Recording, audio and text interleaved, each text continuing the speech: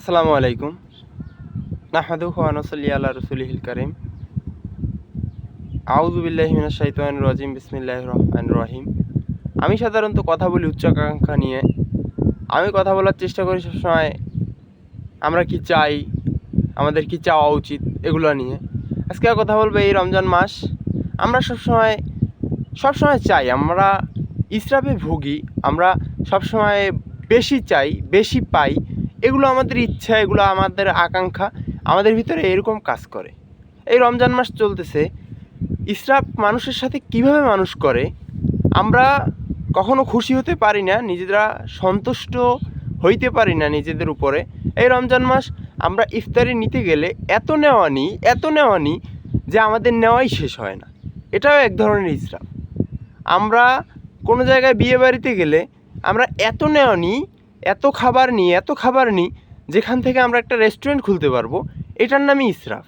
ইসরাফ মানুষকে তিলে তিলে ধ্বংস করে দেয়। ইসরাফ মানুষকে শান্তিতে থাকতে দেয় না। ইসরাফ মানুষকে এমনভাবে ঘুরায়, এমনভাবে তাদেরকে মেনটেন করে যে কাউকে খুশি করতে দিবে না। আপনি হয়তো বা মার্কেটে গেছেন একটা জামা কেনার জন্য, কিন্তু আপনার পছন্দ হয়ে গেছে 5টা জামা। আপনি যেখানে একটা জামা কিনে নিয়ে আসবেন, সেখানে আপনার 10টা জামা কেনা হয়ে গেছে, ব্যাগ ভর্তি হয়ে গেছে। ইসরাফ এভাবেই কাজ করে মানুষের ভিতরে। ইসরাফ মানুষকে শান্তি থাকতে দেয় না। ইসরাফ মানুষকে শান্তি দিতে চায় না।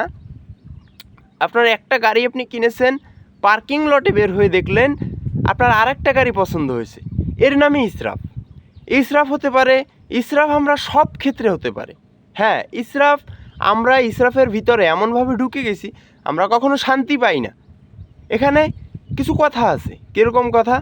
ধরেন আপনাকে কেউ একটা কষ্টের কথা বলছে, কেউ একটা কটু কথা বলছে, আপনি এই আবেগ, মানুষের ভিতরে বেশি আবেগ, আমরা এই কথাটাকে নিয়েই পড়ে থাকি, এই কথাটা নিয়ে বারবার ভাবি।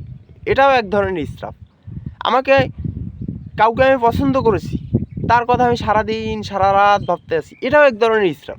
ইসরাফ মানুষকে এমনভাবে গ্রাস করে, ইসরাফ আপনাকে মানে ফুলফিলভাবে, সুন্দরভাবে জীবনযাপনের একটা যে বাধা, ইসরাফ এই ধরনের। ইসরাফ থেকে আপনার মুক্ত থাকতে হইলে আপনার যেটা করতে হবে, আপনার নিজের মেন্টালিটিকে, নিজের মাথার ব্রেইনকে নিজের কন্ট্রোল করতে হবে। কিন্তু এইটা বর্তমান সময় এত সহজ না। আপনি যেখানেই যাবেন না কেন, ইসরাফ আপনাকে তিলে তিলে ধ্বংস করে দেবে। ইসরাফ মানুষকে এমনভাবে কাছে টানে, ইসরাফ কাউকে শান্তিতে থাকতে দেয় না।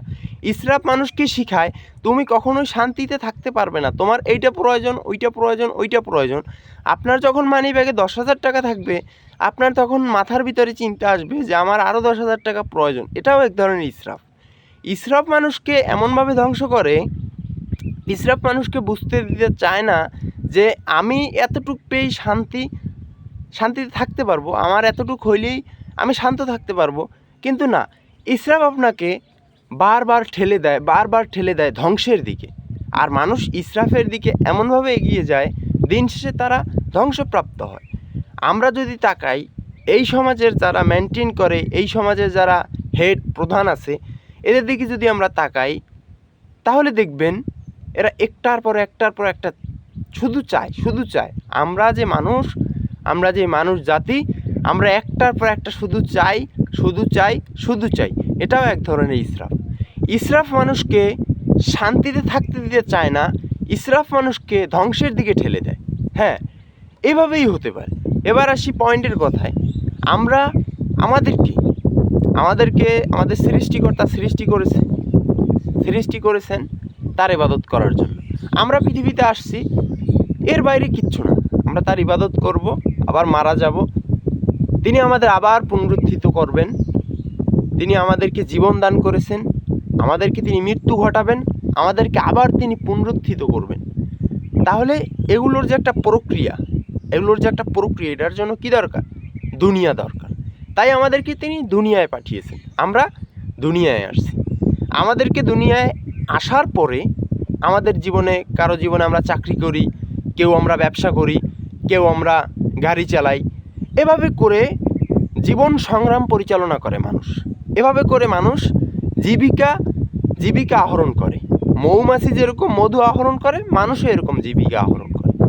এখন এখানে কথা হচ্ছে, এই জীবিকা আহরণের জন্য আমরা যেই পথে নামি, কেউ হারাম, কেউ হালাল, এগুলো না মেনে, এগুলো না মেনটেন করে আমরা ইনকাম করে যাই। আমরা একবারও দেখতে যাই না কোনটা হালাল কোনটা হারাম। আমরা মনে মনে ভাবি এই পৃথিবীতে আসছি টাকা কামাবো, পয়সা কামাবো, জায়গা কিনবো এবং বেঁচে থাকবো এবং মারা যাব, এগুলো থেকে যাবে, এগুলো আমার বাচ্চা কাচ্চা খাবে। কিন্তু আমরা যেই টার্গেট নিয়ে এখন ঘুরে বেড়াচ্ছি, আমরা যেই টার্গেট নিয়ে এখন সামনের দিকে আগাচ্ছি, জায়গা কিনতে হবে, জমি কিনতে হবে, তারপরে গাড়ি কিনতে হবে, একটা স্ট্যাটাস। আমি মাঝে মাঝে বলি আমরা আমাদের জীবনে যা করি সবই মানুষ দেখান। আমরা আমাদের লাইফে যা করি নিজেদের জন্য আমরা কিছুই করি না, সব করি মানুষ দেখান। আপনি একটা বাড়ি করবেন, মানুষ কি বলবে, অমুকের ছেলে বাড়ি করেছে। আপনি একটা গাড়ি কিনবেন, অমুকের ছেলে গাড়িতে চলে, এই কথা মানুষ বলবে। এর কারণে আমরা করি, এর কারণে আমরা এগুলা বাড়ি করি, গাড়ি কিনি। এগুলা এক ধরনের মানে ব্রেইনের সমস্যাও বলা যায় যে। কিন্তু আপনাকে যে এখানে প্লাস মাইনাসে আসতে হবে সেটা হচ্ছে আপনি আমি এখন যার পিছনে দৌড়াচ্ছি, যার পিছনে ছুটছি, এর পিছনে আমাদের পূর্বপুরুষরাও ছুটছেন, কিন্তু তাদের লাস্ট গন্তব্য কোথায় হয়েছে? মাটির নিচে। হ্যাঁ, আমাদেরও মাটির নিচে যেতে হবে, কিন্তু আমরা বাড়ি গাড়ি এগুলো কি করব না? অবশ্যই করব। কিন্তু আমরা আমাদের জীবনের ফার্স্ট ট্রাক বানিয়ে নিয়েছি জায়গা, জমি, টাকা, পয়সা এগুলোকে। কিন্তু আমাদেরকে মাথায় রাখতে হবে আমাদের পূর্বপুরুষ যারা ছিল, আমাদের পিছনের আমাদের পূর্বপুরুষরাও এই একই মোহের পিছনে দৌড়িয়েছে। এই পৃথিবীতে তারাও এসেছিল, তারাও এরকম জায়গা, জমি, গাড়ি, বাড়ির পিছনে দৌড়িয়েছে। তাদের লাশ স্থান হয়েছে মাটির নিচে, আমাদেরও স্থান হবে মাটির নিচে। আপনি যদি ব্যবসা করেন, ব্যবসার এমন একটা ফিলোসফির ক্ষেত্রে, ব্যবসার এমন একটা জায়গায় গিয়ে নামাজের সময় হয়ে গেছে, তখন একজন রমরমা একজন কাস্টমার এসেছে, বলতেছে আমি কার্ড নিয়ে এসেছি, আমি এই বাজার করব, আমি সারা মাসের বাজার করব। কিন্তু নামাজের সময় আছে, আপনি দেখলেন টাইম আছে 10 মিনিট, আপনি মনে মনে ভাবতেছেন হ্যাঁ সময় আছে, হ্যাঁ সময় আছে, দৌড়ি গিয়ে ধরা যাবে নামাজ।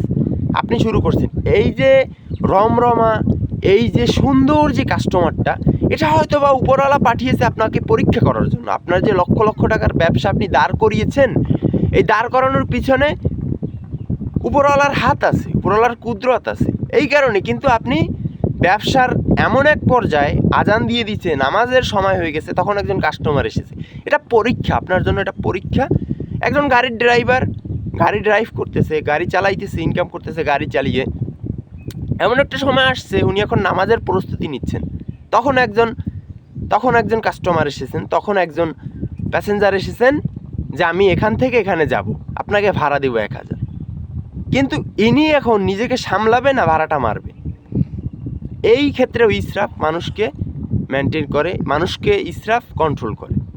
তা আমাদের যেটা বুঝতে হবে, আমরা যেখানেই যাই না কেন, আমাদের যেটা ব্রেনটের ভিতরে রাখা উচিত যে আমাদের এর থেকে দূরে থাকতে হবে, আমাদের এর থেকে দূরে থাকতে হবে। এখন তথ্য প্রযুক্তির যুগ, এখন মানুষ তথ্য বেইস, প্রযুক্তি বেইস মানুষ চলাফেরা করে, জীবনযাপন করে। কিন্তু আমাদের যেইখানে তথ্য রাখতে হবে, যেইখানে আমাদের তথ্য রাখা উচিত, আমরা ধর্মগ্রন্থ সম্পর্কে কোনো জ্ঞান আমরা অর্জন করি না, তথ্য আমরা অর্জন করি না। আমরা শূন্য নিজেরা জিরো হয়ে বসে থাকি। আমরা আইডিওলজি দিতে পারি না, আমরা ইথিক্স দিতে পারি না, আমরা এর পক্ষে কোনো জনমত গড়তে পারি না। আমাদের কোনো নিজস্ব গোল নাই, আমাদের কোনো নিজস্ব ফিলোসফি নাই, চিন্তা ভাবনা নাই। আমরা পড়ে আছি সেই আদিম যুগে। এখন মানুষ বলে যে তথ্য প্রযুক্তির যুগ, কিন্তু আমরা নিজেরা জ্ঞান অর্জন করি না, আমরা নিজেরা তথ্য ম্যানেজ করি না। আমরা পড়ে আছি এক ধোঁয়াশার ভিতরে, আমরা এক কালো অধ্যায়ের ভিতরে পড়ে আছি, ধোঁয়ার ভিতরে পড়ে আছি। আমাদের এর থেকে বেরোনো উচিত, আমাদের কাজে আসতে হবে, কাজ করতে হবে, এগুলোর থেকে আমাদেরকে দূরে থাকতে হবে। তাহলেই সম্ভব, জীবনে কিছু একটা ঘটানো সম্ভব। ওই যাও।